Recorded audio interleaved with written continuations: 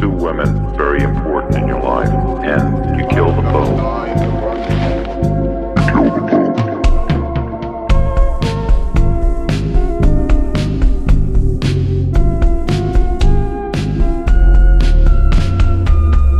Basically, I was a normal person.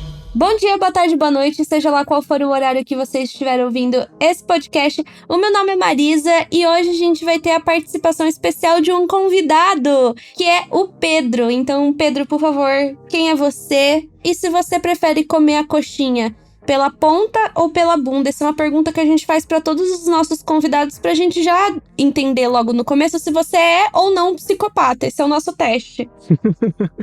Estranho dizer pela bunda. Você não passou no teste. Era um teste esse tempo todo, sinto lhe informar. Então, Pedro, fala um pouquinho do seu podcast para o pessoal já conhecer, para você fazer a sua propaganda gratuita. Fazer um merchanzinho gratuito aqui. Então, pessoal, tudo bem? Meu nome é Pedro e eu tenho um podcast que se chama Assassinos Sinistros. O nome é meio sensacionalista, mas eu prometo que eu não sou sensacionalista, eu tento fazer um negócio legal. E é basicamente só histórias de assassinato. E o meu estilo talvez seja um pouco diferente aqui do apenas um podcast, né? Eu gosto bastante de efeitos sonoros, essas coisas, então o episódio talvez seja um pouco mais curto, mas tem, né, aquela ajuda ali da edição que eu me mato fazendo, mas fica legal. Então, pra vocês aí que são fãs do True Crime, vão conferir o podcast dele, né? Assassinos Sinistros, tá disponível em todos os lugares, acredito eu. E claro, né, gente, eu deixei por último porque vocês já sabem, né, que eu não tô sozinha, o Thiago tá aqui também. Olá, galera, e aí, como vocês estão? Estão gostando das novas vinhetas, na nova cara do podcast? E eu também tenho minha pergunta pro Pedro, porque a gente tem a pauta paralela e... Vamos lá, Pedro, qual a sua teoria da conspiração favorita? Vamos lá. Eu não vim preparado pra esse questionário.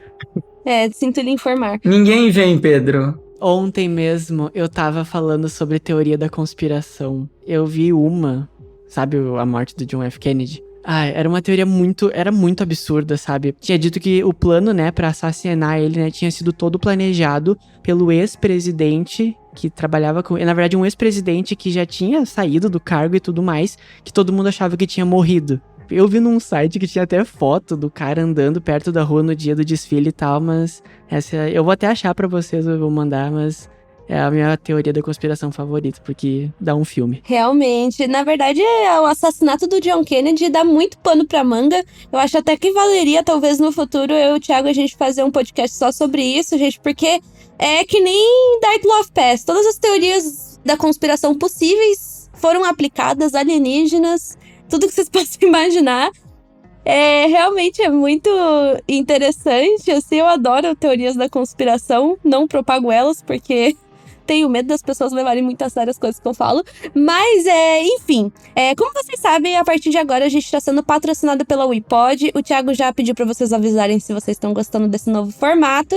E como sempre, a gente quer agradecer muito eles. E também, se você é uma empresa ou se você é uma pessoa que tem o seu próprio negócio e quer divulgar ele de alguma forma, entre em contato com a gente ou em contato direto com a WePod, porque quem sabe a gente consegue fechar uma parceria e estar promovendo você e a sua empresa aqui no nosso podcast. Inclusive, os meninos da WePod fizeram uma abertura especial para quando rolar o momento do patrocínio. Então, se você quiser ser o primeiro a usar essa trilha sonora, entre em contato com a gente. Você vai estrear esse novo cargo, mas essa não é a única forma de ajudar a gente, né, Thiago? Tem outros meios. E qual que é o nosso meio favorito? Nosso meio favorito é quando vocês mandam o Pix misterioso, que vocês mandam pro contato apenazumpodcast@gmail.com. Repetindo, contato apenazumpodcast@gmail.com.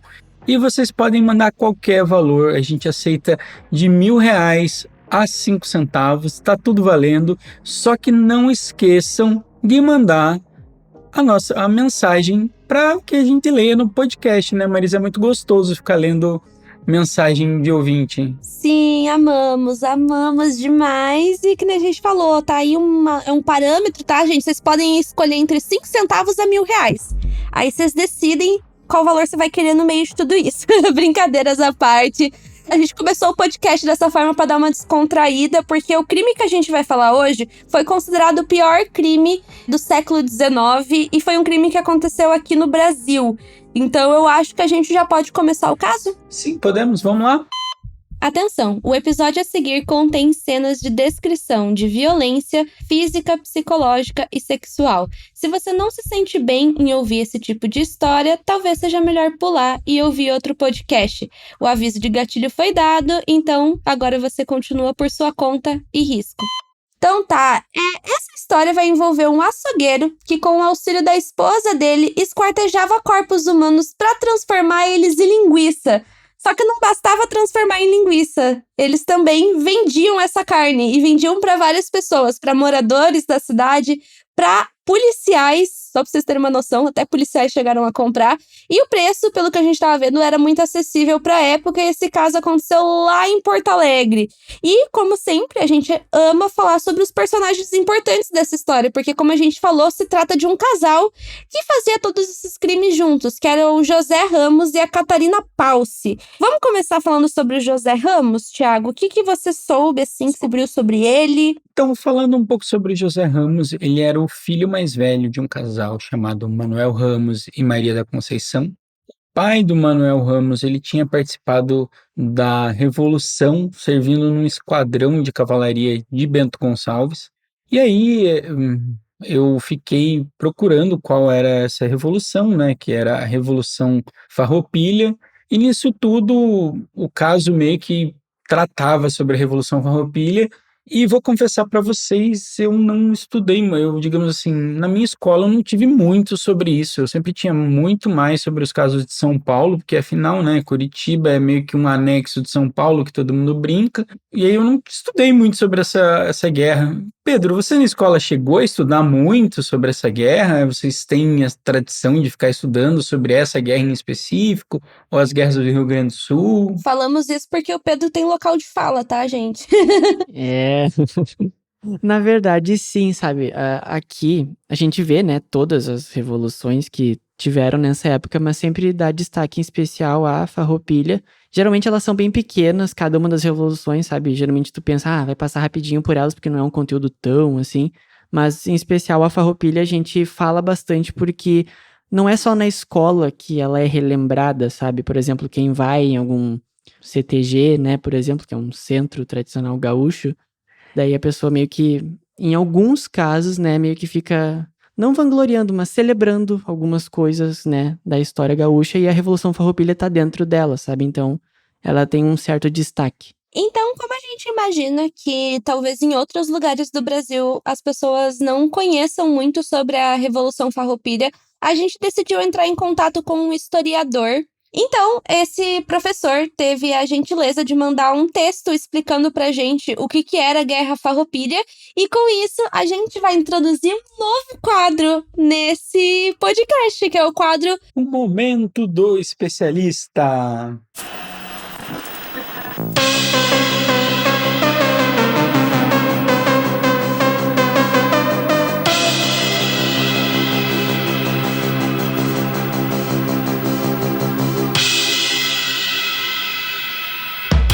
Gostaríamos de agradecer ao professor Júlio Souza, que mandou pra gente esse texto maravilhoso explicando pra gente o que foi a Revolução Farroupilha. Então agora a gente vai fazer a leitura. Não tivemos uma revolução, foi a Guerra dos Farrapos, que por sua vez não revolucionou nada. E nunca foi popular, pelo contrário, foi uma guerra da elite agrária e escravocrata do Rio Grande do Sul. Os líderes da Farroupilha nunca foram a favores da abolição, nem previram a abolição em sua Constituição. Isso é a criação do movimento tradicionalista quando de sua fundação, pós-Segunda Guerra Mundial. Tal ideia não se justifica na história. Bento Gonçalves deixou mais de 50 escravizados de herança para seus familiares, e a Guerra dos Farrapos, que lutaram pela liberdade, se sustentou vendendo escravizados no Uruguai. David Canabarro trai os negros em sua canalice histórica. O massacre de Porongos é mais do que uma mácula da gloriosa Revolução. É uma mancha na história do Estado. A saber, os lanceiros negros da tropa, formada por escravizados, lutaram com a promessa de liberdade no fim do conflito, e o que foi dizimado pelo exército imperial no massacre de Porongos. A chacina foi fruto de um nefasto e criminoso acordo de paz entre os chefes Farrapos Canabaro e de Barão de Caxias, fruto do duque. Os negros traídos foram reescravizados no Rio de Janeiro, além, é claro, de muitos terem morrido. Muito pouco ou quase nada tem na versão oficial do conflito. Sequer houve um tratado de paz em Ponte Verde, pois o Império não assinou coisa alguma. O que teve foi a reivindicação dos farroupilhas. O hino rio-grandense, além de racista, é na verdade hino farroupilha, pois não contempla as histórias do Estado, fala só da guerra. Impossível negar o racismo em um hino que canta: povo que não tem virtude acaba por ser escravizado. O tradicionalismo e os malabarismos históricos cumprem função política conservadora com a manutenção dos preconceitos e dos estereótipos. Os líderes farroupilhas foram indenizados pelos negros que perderam na guerra. Os mesmos heróis ganharam honrarias e patentes militares no Império, as mesmas patentes que tinham na Revolução.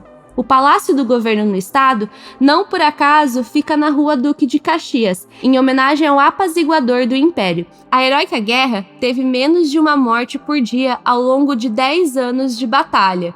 Morria-se mais de dor de dente, portanto, de sangrenta não teve nada. Essa é mais do que uma farsa histórica. Por fim, a maioria da população da província foi contrária aos revoltosos.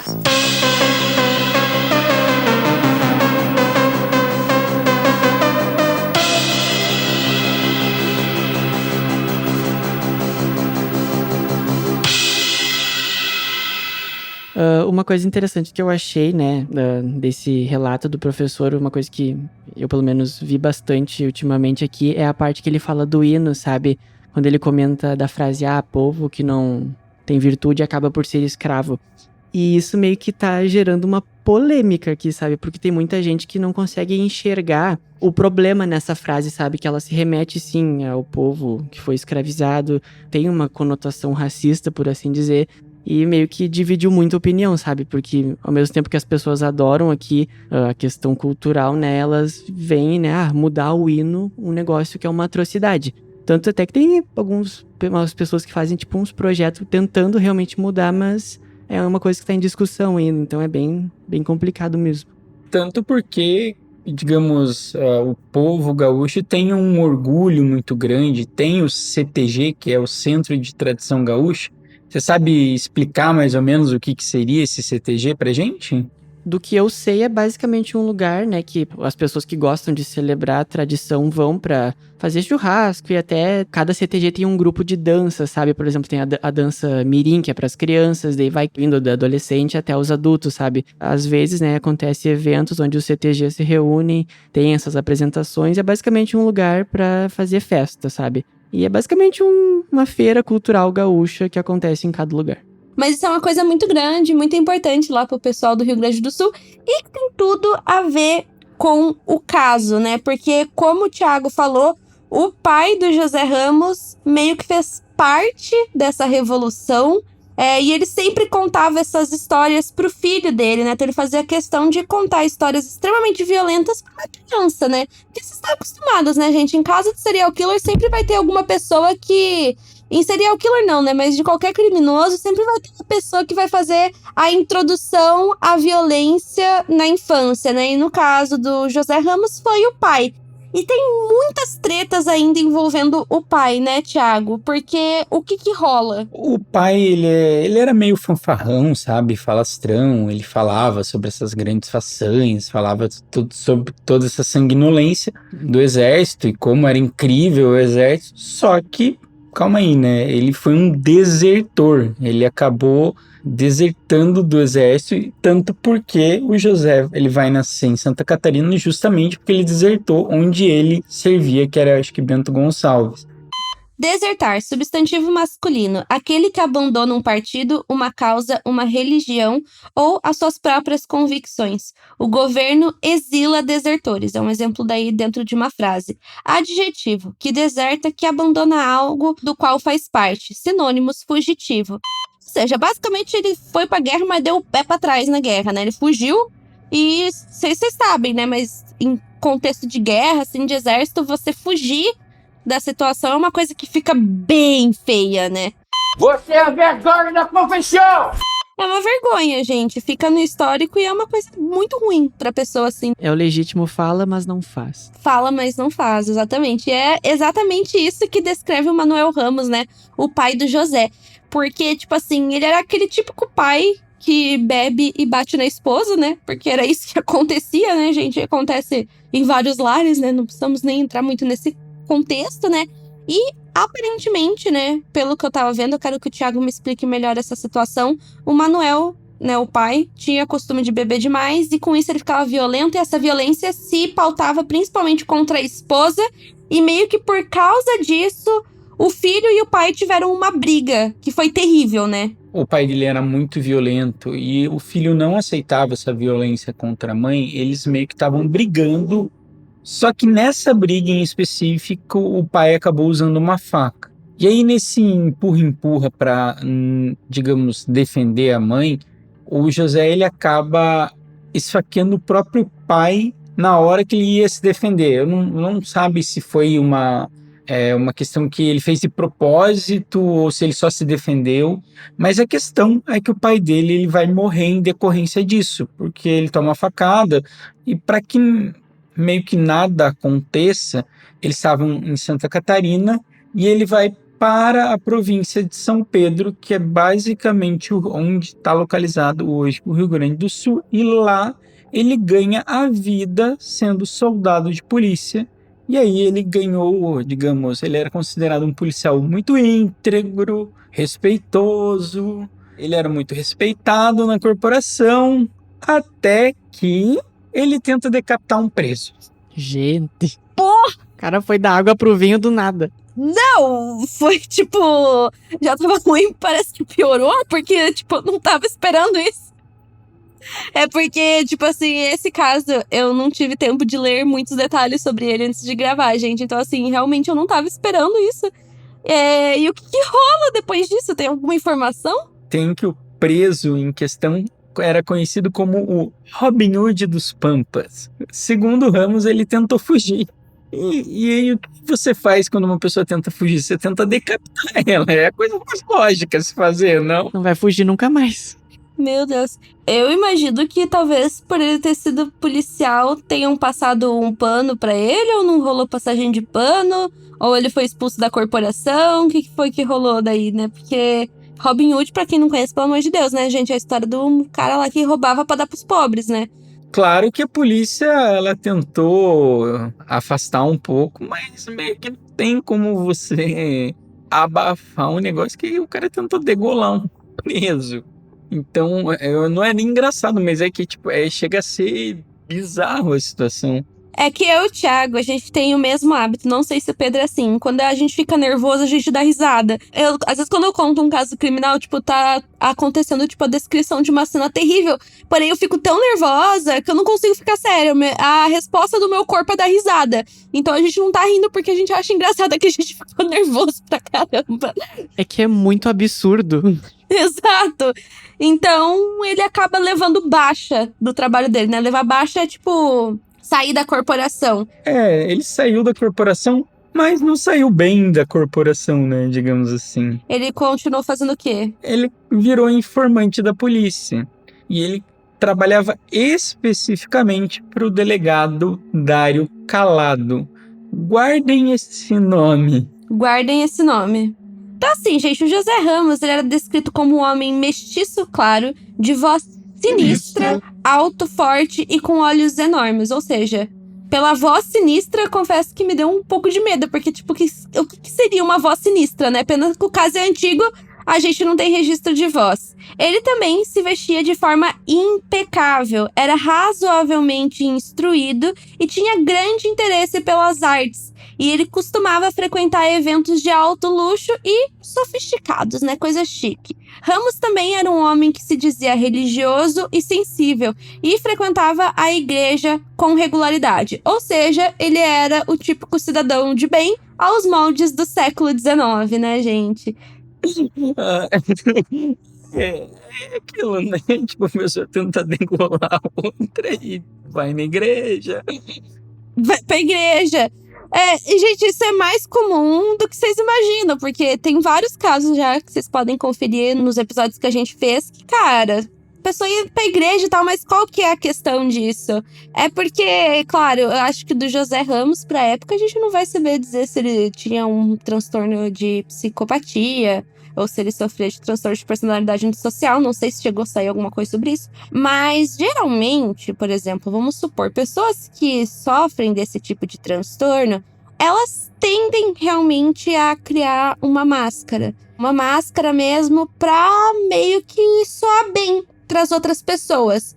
Realmente, você vai ver muitas histórias, assim, de serial killers mesmo, que receberam o diagnóstico de psicopatia, que tinham a sua família, que iam pra igreja, que faziam as coisas porque era máscara. Aí, às vezes, até eu recebo perguntas, tipo, pô, o cara tinha a família dele, esposa e filhos, mas matava mulheres, por exemplo. BTK em vida, né? Mas a questão é, faça mal pra outras pessoas, mas não faça mal pra minha família, porque a família é um recurso de manter a imagem da pessoa na sociedade. Então, eu acredito que isso era uma forma dele de se manter bem aos olhos da sociedade, por mais que ele tivesse tentado degolar um cara. O que eu acho que talvez faça total sentido. Não sei se vocês concordam comigo. Olha, pior que faz, sabe? Porque eu convivi com pessoas... Aqui, na verdade, né, por exemplo, a minha família é muito grande, sabe? Então tem gente que mora em outras cidades, até gente que mora em São Pedro. Então eu convivi com pessoas que fizeram coisas ruins, por exemplo, mas ainda assim fazem coisas ruins e ainda assim vão na questão tendo a igreja como uma máscara, sabe? Então isso é algo que, claro, não sei se pessoas que eu conheço têm algum tipo de transtorno, mas é algo que acontece, né? Acontecia naquela época e acontece hoje. Até os dias de hoje. E vai ser justamente em um teatro chamado São Pedro que ele vai conhecer a Catarina Paus, que vai ser a sua parceira de crime. A Catarina, ela era originária da Hungria, mas ela era etnicamente alemã. Basicamente, ela era de uma minoria alemã que povoou um território da Transilvânia, que depois se tornou a Hungria. Vocês sabem que até um tempo atrás, vários países e vários locais que a gente conhece hoje não existiam. Acho que deve ter sido um rolê parecido com isso. E não se sabe ao certo a data desse acontecimento, mas a família de Catarina é assassinada. Ela é violentada e deixada inconsciente por soldados que estavam lutando em uma revolução húngara. Aos 15 anos, ela se casou pela primeira vez com um homem chamado Peter Paulsen, que era um cardador de lã. Basicamente, a pessoa que preparava a lã, né, gente? Ele fazia lã. Vamos resumir dessa forma. Basicamente, o casal, eles viviam em miséria, ou seja, eles viviam numa condição bem ruim financeiramente. E com isso, um pastor protestante, que era amigo deles, sugeriu que eles se mudassem para o Brasil. Por muito tempo, o Brasil foi vendido como uma resposta para pessoas que viviam em condição pobre na Europa, né? Então... Também era uma colônia, digamos assim, eu acho que, eu não sei, mas se eu não me engano era Segundo Império, era Dom Pedro II, agora eu posso estar falando besteira, mas, digamos, tinha uma perspectiva de crescimento. Para onde ela vai, que é Porto Alegre, era a quarta maior cidade do Brasil na época da colônia, né? Era a quarta maior cidade, se não me engano era só Rio de Janeiro, Salvador e provavelmente São Paulo, não sei. Então, acho que na época tinha 20 mil habitantes Porto Alegre. Então, se mudar para Porto Alegre devia ser alguma coisa relevante, sabe? As oportunidades eram melhores. Talvez pela questão do porto, né? Porque assim como Rio de Janeiro, essas questões, tipo, Porto Alegre fica no litoral, né? Então, chegava muito barco, muito navio, então vai ver que por isso que ficou mais povoado, né? E se tornou referência. Posso contar uma historinha engraçada / trágica? Tem um amigo meu que os parentes dele são da Polônia. E diz que quando os avós dele, ou avós, bisavós vieram para o Brasil, diz que eles acabaram indo para São Francisco. Só que eles compraram a passagem, quando eles compraram, achando que eles iam para São Francisco nos Estados Unidos. Só que eles acabaram em São Francisco do Sul, que era um golpe que acontecia antigamente. E aí, basicamente, ele falava isso, e eu conheci várias pessoas que eram descendentes, e acontecia isso, que tipo, as pessoas vendiam como se fosse para você ir para São Francisco, Estados Unidos, e você acabava em São Francisco do Sul, Brasil. Mas o que acontece, né, com o casal, no caso, né? Enquanto eles estavam vindo pro Brasil, né, durante a viagem, o marido dela acabou se suicidando por estrangulamento. Então, a Caterina chega ao Brasil, né, especificamente em Porto Alegre, no ano de 1857, então com 20 anos de idade. E vai ser em 1862 que a Caterina vai conhecer o José Ramos e eles começam a viver juntos na tal Rua do Arvoredo, que atualmente é conhecida como Rua Fernando Machado, lugar próximo a um cemitério que se encontrava nos fundos da chamada Catedral Metropolitana de Porto Alegre. Para quem é de Porto Alegre deve ter feito sentido essa descrição, mas o que acontece depois disso, Thiago? Eles se conhecem, vão morar juntos, casal, beleza? O que rola depois? O que rola é que a gente tem que apresentar o terceiro e último, digamos, ingrediente dessa história, que é o Carlos Klausner, que ele era um açougueiro. Ele era meio que um parceiro comercial com o José Ramos, assim. Nisso tudo, o Klausner, ele era um açougueiro situado na Rua Ponte, atrás da Igreja das Dores. Quem é de Porto Alegre vai entender. Ele era um imigrante, ele vinha da Alemanha, porém ele chegou com algum dinheiro para comprar propriedade. Então ele chegou comprando propriedades e, além dele ter um açougue, ele vivia da renda que esses outros imóveis acabavam dando para ele.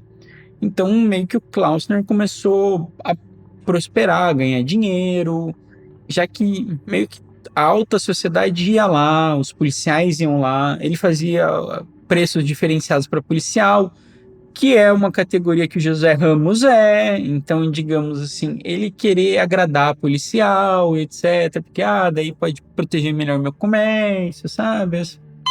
Isso rola até hoje. O pai do meu primo é policial e, de acordo com meu primo, ele ganha... O pai dele, no caso, ganha altos lanches de graça. Às vezes, eles só param, no McDonald's e os caras dão lanche pra policial. Acho que eu vou virar policial pra comer de graça. Comprar uma fantasia. O que você acha, Pedro? Você acha que é uma boa ideia? Pra conseguir uns lanches? Uma vez eu e uma amiga minha, até a gente fingiu que era um casal pra conseguir desconto numa pizzaria. E deu certo. Nossa, essa é clássica. Nossa, que eu fazia na minha adolescência, tipo 16, 17 anos, de fingir que eu tinha uma namoradinha pra gerar o pagamento não, ou ganhava uma pipoca, alguma coisa assim, pra você ganhar alguma coisa, eu fazia isso. Eu, inclusive, ia até um tempo atrás, antes da pandemia, sempre que tinha aqueles lugares que davam presente pra aniversariante, eu ia. Eu sou esse tipo de pessoa. Mas voltando, né? José teve seu pezinho na polícia e, além disso, ele falava alemão, o que facilitou muito a conversa entre ele e o Klausner. E, por causa disso, eles formaram uma amizade / viraram parceiros de negócios. Basicamente, depois de um tempo, José Ramos perdeu o emprego, daí ele tava fazendo vários bicos. Então, casualmente, ele começou a treinar, né? Se tornou um aprendiz de açougueiro. E o que acontece, né? O açougueiro, querendo ou não, ele tem um estereótipo, né? De ser uma pessoa meio truculenta, trabalhar o dia inteiro com sangue, carne, cortar várias carnes por dia, né? Às vezes chega o porco inteiro e, você tem que abrir o porco inteiro. E, obviamente, gente, dependendo da carne e dos ossos também, é muito duro. Então, você tem que fazer muita força. Então, as pessoas tinham medo do Klausner, porque, pelo que eu entendi, ele seguia bem esse estereótipo e também tinha o sotaque forte, né? Já que ele era alemão, ele tinha o sotaque e também ele tinha uma cicatriz no rosto, o que costumava assustar as pessoas. Ou seja, ele era quase um personagem do Bob Esponja. Tem um personagem do Bob Esponja? Tem sim, pior que tem. O Zé do Picadinho. Zé do Picadinho! O famoso Zé do Picadinho. Então, acho que ele devia ter uma vibe assim, Zé do Picadinho do Bob Esponja, que eu, quando era criança, morria de medo dele, né? Mas, enfim, né? As pessoas tinham medo dele por causa da aparência física. Bom, agora acho que a gente vai entrar nos crimes. Como é que eles aconteciam, basicamente, né? Porque lá no começo a gente deu um spoiler de que eles faziam linguiça feita de carne humana. Mas para fazer uma linguiça feita de carne humana, eles precisam de humanos. E como que eles conseguiam essas pessoas? O que acontece é que a Caterina Paulser, ela era considerada uma mulher muito bonita. Tem um livro aí que fala que ela não era tão bonita assim. Beleza é subjetivo. Então que é um livro bem famoso do caso, que era O Maior Crime da Terra, que feito pelo Dácio Freitas, que ela era bela, ela, digamos, conseguia atrair as pessoas pela beleza. O que ela fazia? Ela chegava, digamos, nos becos das óperas, que era onde o José Ramos e tanto ela frequentavam, que hoje é localizado mais ou menos na Rua do Uruguai, quem é de Porto Alegre vai entender. E segundo esses relatos, ela atraía os homens para casa dela, né? E meio que os homens pensavam que ia rolar alguma outra coisa na casa dela, né? E no final era uma coisa mais carnal ainda, né? Eles que não estavam esperando por isso, né? Isso aí. Ai, acabou a credibilidade. Tá. Então, assim, rolava essa coisa, porque chegando lá, o José Ramos matava essas pessoas que iam pra casa, né? Eles não estavam esperando que ia ter outra pessoa lá. Então, assim, a gente não entende muito bem se, tipo, por que ele matava as pessoas, né? Claro, ele fazia as linguiças que depois ele vendia, inclusive por um preço mais acessível, mas tem muitas pessoas também que afirmam que ele poderia cometer os assassinatos pra meio que tentar roubar as riquezas das pessoas, né? Mas parece que também é uma coisa que ficou meio... Eu acho que não é só isso, não. É muito raso. É muito raso e também, tipo, cara, mostra... Tudo bem que, tipo assim, a gente já viu uns casos, assim, absurdos, assim, da pessoa realmente conseguir falsificar documento e por aí vai. Mas, sei lá, né, gente? Pode ter sido isso, mas talvez não tenha sido só isso, né? E bom, depois que ele matava as vítimas, como ele era açougueiro, ele teve a ideia de transformar a carne daquelas pessoas. Na real, quem teve a ideia foi o Klausner, que é uma parada meio bizarra, porque ele e o Klausner eram tão amigos que quando ele cometeu o crime, o Klausner sabia também. E aí ele meio que teve a ideia de, por que a gente vai desperdiçar essa carne, sabe? É uma coisa meio assim. Ele faz parte, então. Ele queria dar um destino melhor pra carne, sabe? E aí, como ele já sabia fazer os cortes, ele já sabia dissolver parte de corpo, que ele tem que dissolver osso de porco e etc. Porém, o Klausner, ele não esperava muito o desfecho que ia rolar. Qual que foi esse desfecho? Não poupe detalhes, conta esse desfecho direito, a gente quer saber. Então, o que acontece é que tinha alguns comerciantes, um comerciante de nome Januário e o seu assistente, José Inácio da Souza Ávila, eles meio que desaparecem misteriosamente. Acaba chamando atenção porque o Klausner também não estava sendo visto muito, pelo que eu sei. Digamos, eu acho que o José Inácio ele tinha um cachorrinho. E aí ele meio que avisou uma pessoa lá, eu vou para tal lugar e tal. E aí diz que os vizinhos chegaram a ver esse cachorro arranhando a porta de onde era o açougue, ou de onde era a casa do José. Tava tudo muito suspeito, e aí, com esses desaparecimentos, é relatado para a polícia isso tudo, e algumas informações meio que ficam no ar, e o delegado em questão, o Dário Calado, ele tem chamado a ir ver tudo isso. Isso, mas te lembrei agora, Pedro, é o cara lá do começo que a gente falou pra não esquecer. E inclusive ele também recebia alguns serviços do José Ramos. Então, ele era um informante. Então ele falou, comparece aqui na delegacia e tal. E meio que o José mandou um papo e o Dário ele não comprou a ideia. Então o policial ele não acredita na versão e decide investigar. Ele chega no dia 18 de abril e a polícia invade a casa do José Ramos e da Cauterina Paulsen, que é na Rua do Arvoredo, em busca de provas para saber o que tinha acontecido, porque ele não sabia muito bem explicar o que tinha acontecido com o Klausner, porque o Klausner era uma pessoa rica, que tinha desaparecido misteriosamente, o caixeiro também tinha desaparecido, tinha muito desaparecimento e pouca coisa acontecendo. Eles vão no porão da casa e eles encontram pedaços de corpos humanos em estado avançado de decomposição. Além disso, além dele ter matado os outros dois, ele mata o Carlos Klausner, que é o alemão, que era proprietário do açougue. Só que daí o que acontece? Ele não é tão talentoso em, digamos, se desfazer da carne. E aí acaba que ele não sabe fazer o que ele faz isso. Então daí ele deixa umas partes no porão. A polícia continua investigando e perseguindo, procurando coisas sobre ele. Eles veem que tem um poço no terreno, um poço que já estava desativado. Eles vão lá e vão cavar nesse poço. E aí eles descobrem os corpos do Januário e também do o caixeiro e do José Inácio de Souza, que tinha só 14 anos na época, que eles também estavam esquartejados e os policiais encontraram o cadáver do cachorro. Não, mexer com criança e bicho pra mim dói muito o coração. Não que as outras pessoas não, tá? Mas é porque... Acho que é porque eu tenho um cachorro, daí dói. O cachorro que foi, digamos, uma das peças chaves para, digamos, os vizinhos ficarem se achando por isso.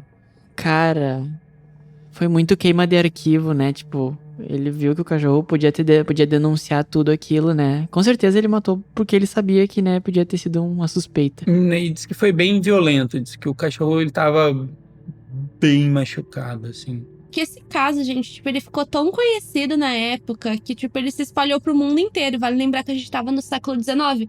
Aí, eu não sei se o Pedro sabe quem que vai falar sobre esse caso. Sei, é o famoso Charles Darwin. Olha, pra ele falar do negócio, né, então...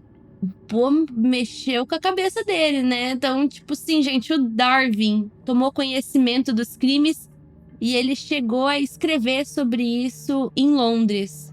Ele disse o seguinte: informa-se que no extremo meridional do Brasil, em uma cidade chamada Porto Alegre, um grupo de perversos mataram várias pessoas usando sua carne para fazer linguiça, que não só comeram, como induziram outros habitantes de lá a comê-la também. O temor de que a humanidade perca sua posição nobre e volte à bestialidade é infundado. Regressões ocasionais sempre ocorrerão e há chacais adormecidos em cada homem. Ele parou de escrever a origem das espécies para fazer esse comentário sobre Porto Alegre.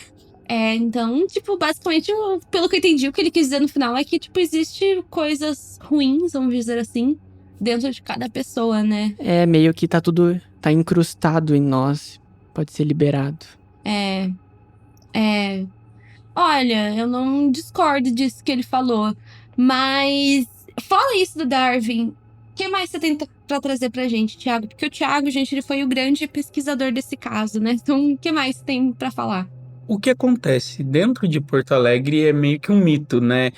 Quase como um mito. Será que é verdade? Será que não é? O Pedro até trouxe uma questão da avó dele. Você pode contar um pouquinho sobre isso? Sim.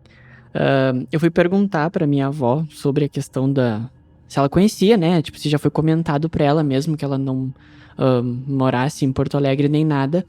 Mas ela me contou que a mãe dela, minha bisavó no caso, conhecia esse caso, porque foi muito comentado, não na época, né, porque a minha bisavó não estava viva naquela época, mas com o tempo ainda era muito famoso, tipo, na parte mais rural aqui do estado, sabe?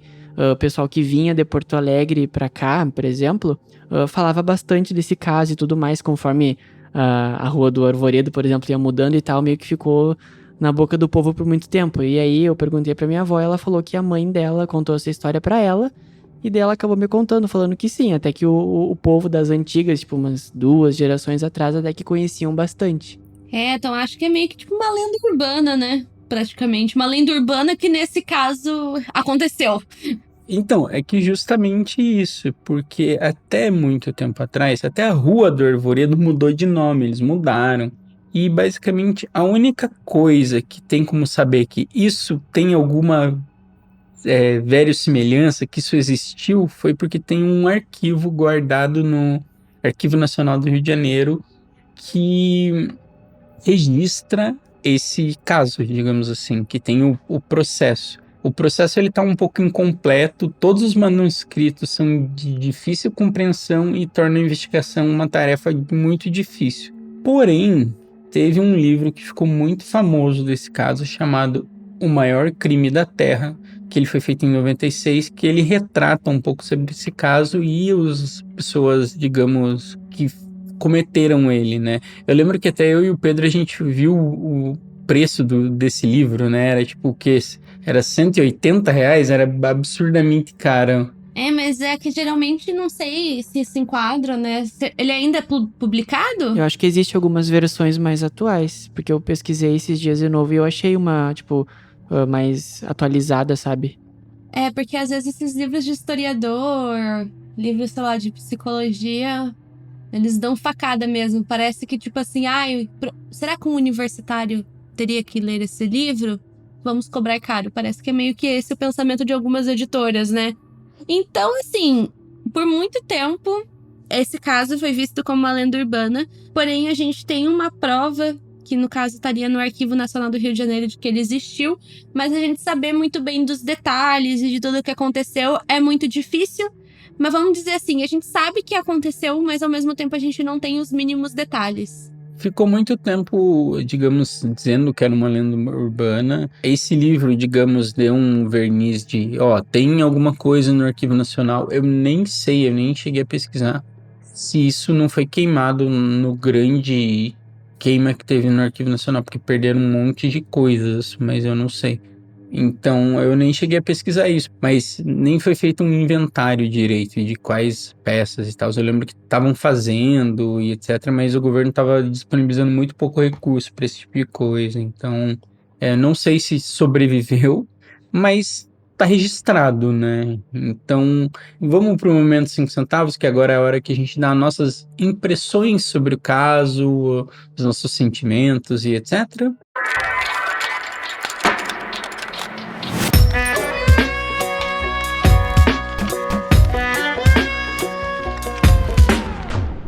Então, vamos começar com o Pedro, eu acho. Agora é um momento, assim, pra você falar o que você achou, o que você pensou sobre esse caso, qualquer outra coisa, se te lembrou alguma outra coisa, enfim, abra o seu coração. Uma coisa que, tipo, me ficou muito na cabeça, sabe? É a questão da motivação, sabe? Que infelizmente não vai dar pra saber ao certo o que foi. Porque naquela época mesmo não se dava importância, né? Vamos estudar um assassino, por exemplo. Né? Então, falar que, por exemplo, a motivação dele foi pra roubar pessoas parece muito vago, né? Mas é a informação que se tem, então não dá pra fazer muita coisa. E não sei se vocês conhecem, mas esse caso me lembrou muito. Sério, é praticamente uma coisa muito semelhante, que é de um açougueiro também, aquele Karl Grossman, aquele alemão. Ele teve uma vida conturbada desde pequeno, sabe? E, na verdade, existem até alguns estudos na questão do psicológico dele. Falavam, né, que ele desenvolveu alguns distúrbios, sabe? Porque ao longo da vida dele ele cometeu vários crimes até chegar na questão de assassinato, sabe? Ele já foi preso por imoralidade, até por zoofilia mesmo, lá na Alemanha. E na época que ele começou a assassinar as pessoas, né? Ele meio que ia na rua, assim, de noite e falava com mulheres que geralmente chegavam em Berlim, que é onde ele morava, e daí ele levava pra uma casa que ele tinha, pra um prédio, assim, e lá daí ele matava elas, né, esquartejava o corpo e tudo mais. E ainda assim, tem uma lenda por cima disso, que não foi confirmada, mas ela existe, de que ele transformou os corpos dessas pessoas em carne, para vender em uma estação de trem lá bem famosa em Berlim durante a Primeira Guerra Mundial, eu acho, Primeira Guerra Mundial. Mas é só lenda, né, e eu achei bem parecido com esse caso. Realmente, é bem parecido mesmo, mas é que tem muitos casos dentro de... açougueiro tem o Fritz Hermann também, né, se eu não me engano. Tem o caso do Fritz Hermann também, que também era alemão, gente, e o Klausner também era alemão, gente, o que é isso? O que tá acontecendo? Mas... não vamos dizer assim, não acontece sempre, mas também não é raro, né? Mas cara, eu fico perturbada com esse caso, porque é muito bizarro. E eu confesso que me dá uma leve ansiedade essa questão das provas históricas, sabe?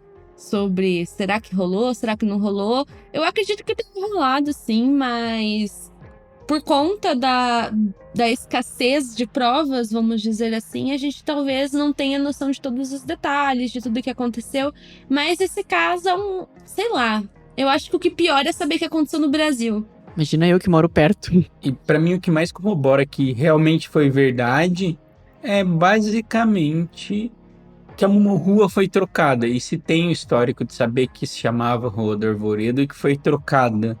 Então, pra mim isso é uma prova, tipo assim, não é 100%, mas assim, por que você vai trocar o nome de rua? Eu acho, sendo bem sincero, que esse caso ganhou a repercussão que ganhou atualmente. Ele tá sendo mais estudado, por assim dizer, tipo, a partir do livro. Porque essa questão do Charles Darwin, eu achei que foi muito, tipo... Eu não sei explicar, mas tem alguns casos, tipo, parece que algumas informações são retiradas pra causar polêmica, sabe? Eu acho que essa questão do Charles Darwin comentou, sabe? Tipo, o cara que criou a teoria da evolução das espécies comentou sobre isso. Tipo, que loucura, esse negócio deve ser muito insano. Eu acho que foi um pouco de marketing, assim. Ele era o influencer da época. Bom, galera, acho que é isso. Espero que vocês tenham gostado. O podcast foi um pouco diferente, né? A gente teve a companhia do Pedro. Eu gostaria de agradecer muito ele. Ele virou meu web amigo. A gente conversa quase todo dia. E eu gosto muito do podcast dele. É uma pegada diferente. E é assim que é a magia da podosfera, que todas as pessoas podem fazer com a sua voz, com o seu jeito, com o seu formato. E vai dar certo, sabe? Tipo, eu não tenho muito essa competição na podosfera. Eu acho que a gente tem que ter outras visões, outras pesquisas, outras formas de conversar. Então, eu acho que é isso. Então, muito obrigada, Pedro, por ter participado. Espero que você não tenha odiado, que você tenha gostado. E eu que agradeço. Foi incrível. Sério, eu tava aqui vidrado olhando pro computador, vendo o Thiago contando a história, tu contando a história, querendo saber o que acontecia. Porque eu conhecia bem por cima, né? Eu também só sabia, tipo, o plot. Fizeram linguiça, tá, beleza. Mas qual foi o contexto? Aí, cada reviravolta era um choque diferente. Então, assim, gente, muito obrigada quem ouviu o episódio até agora. Espero que vocês tenham gostado e vemos vocês na próxima semana.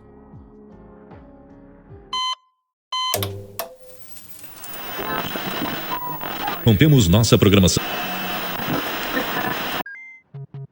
E no final era uma coisa mais carnal ainda, né? Eles não estavam esperando por isso, né? Que horror! Ai, acabou a credibilidade. Editor, corta! Eu acho que ele sabe que tem que cortar. Pelo amor de Deus. Não corta. Muito automático, desculpa. Nossa. Meu Deus. Ai, não corta isso, Perdão. editor. Pelo amor, ficou bom.